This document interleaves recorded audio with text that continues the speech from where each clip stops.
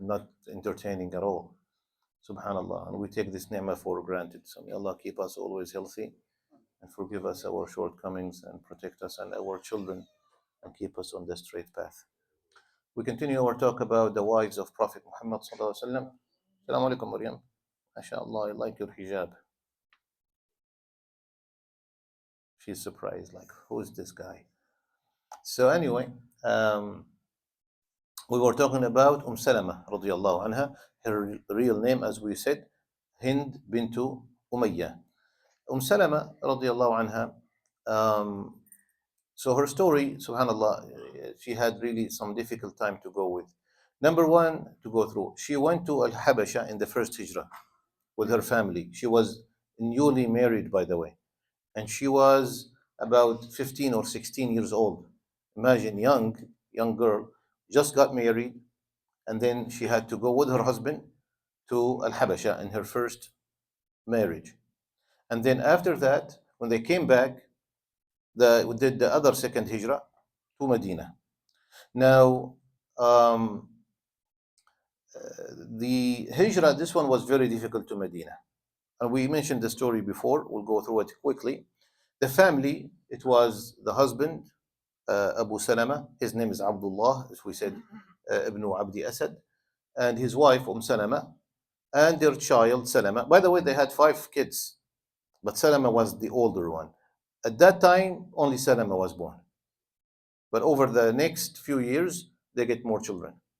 So Salama and her child, Salama, and her husband are about to leave. Their family, both the husband's family, Banu Makhzum, the family of the mother, and the other family, Banu Asad, they came and they said, you can't go. We're not going to let you. They're not Muslims, of course. We're not going to let you go. So the father, Abu Salama, we said he was a powerful warrior. So they said to him, we can't stop you. You want to go? Go, but we're not going to let you take your wife or child. A difficult situation. So he went. Now Salama is stuck with her child. Both families, her family and the father's family, come and they start fighting over the child. Salama was only 1 year old, and both families are pulling him. They dislocated his shoulder. Imagine. And the mother is watching. And subhanAllah, how difficult is that? May Allah protect our children. Especially you see your child in front of you, and it's your own relatives, the uncles, are fighting over him. So they kept pulling him, and in the end, the father's family take the child. Now imagine what happened to this family. The husband, Abu Salama, radiallahu anh, is in Medina. He did hijrah. Salama was locked up by her family to stay in Mecca. Her child, Salama, went with the husband's tribe family in Mecca, but in a different area.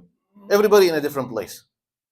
They said for 1 year, a whole year, Salama will come to the same area where that happened and will start crying for her husband and for her child. Whole year, she did not see her child or her husband. Subhanallah. Until one time, her cousin, a man, was passing by and saw her in the same situation, crying in the same area. So he asked her what happened. She told him the story. So he felt bad for her. He said, that's not right. Come with me. So he took her back to her family. It's her cousin. And he said, you did this to this lady. Leave her alone. Let her go. Let her go to her husband. They said, okay, 1 year is enough. We wanted her to become like us. We gave up. But now Salama cannot go without her son. Her son is stuck with the other family. So she goes to them and she begs them, please let me have my son. They said, okay, we'll think about it. So she grabbed her son and she ran. And she found a camel and she said, I'm going to do hijrah by myself. And this is a very dangerous thing, to travel from Mecca to Medina in the desert, just a woman with her 2 years now, Salama, 2-year-old son. Imagine how difficult that is. Not only the food and the water, there are bandits, there are animals on the way, there are snakes, there are all kind of things. And in the desert, and the distance between Mecca and Medina is how much?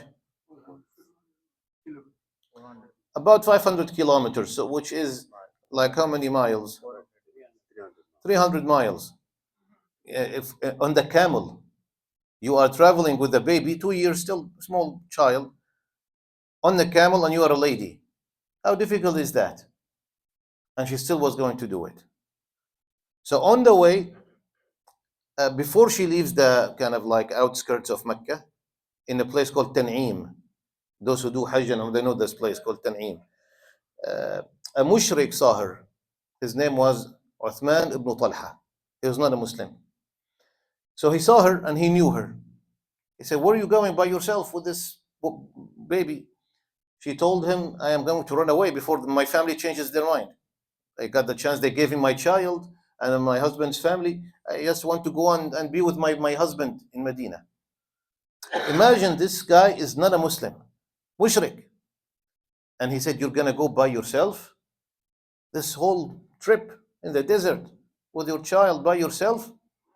He said, "Yes." She said, "I don't have time to find somebody to take me, because if I wait, I don't know what's going to happen."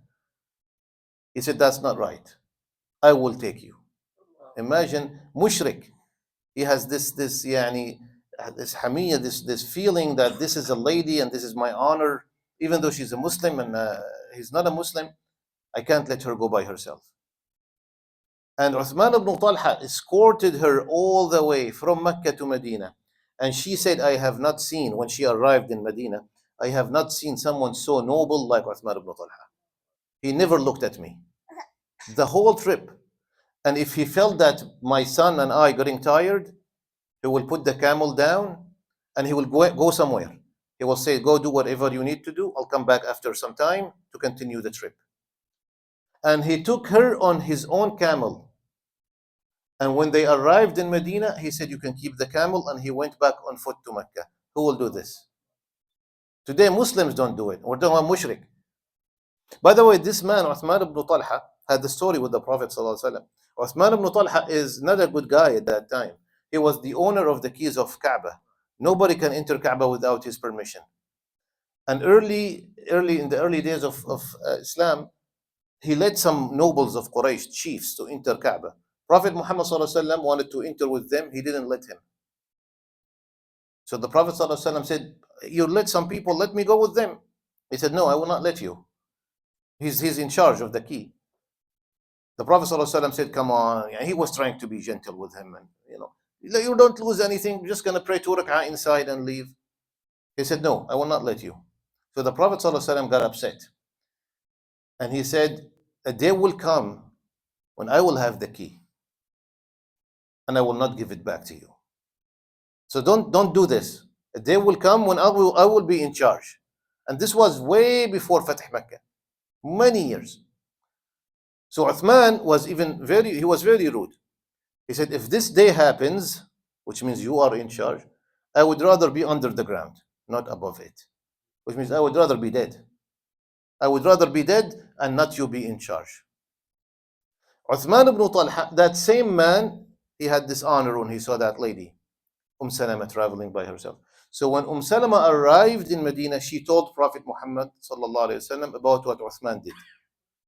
On the day of Fath Mecca, Prophet Muhammad is in charge now, ﷺ, and he got the keys of the Kaaba. And he called Uthman ibn Talha, the same man. He said, "Remember when we had the conversation and you told me you would rather be under the ground? You are still above the ground, I see. You're still alive." So the man was really embarrassed. And now, Fath Mecca is a big victory for the Muslims. The Prophet ﷺ not only gave him the key back, he said, "May Allah keep it with you until the day of judgment." Until this day, Uthman ibn Talha's tribe, called Banu Shaybah, they are the ones controlling the key of Kaaba until this day, because of the dua of the Prophet ﷺ.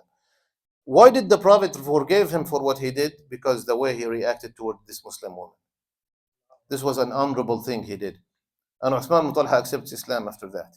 He becomes a Muslim after that. But this is a story of gratefulness. The Prophet was grateful to him. You protected this Muslim lady, and you did not, a lady by herself, anybody can take advantage of her. And they say Salama, by the way, was very good looking, extremely beautiful, subhanAllah. But he had that honor. He escorted her and he went back. Here's his reward. Until this day, his tribe keeps the keys of Kaaba. So, subhanallah, yani, sometimes people do things that you expect other people to be doing. May Allah keep us on the straight path. Subhanallah.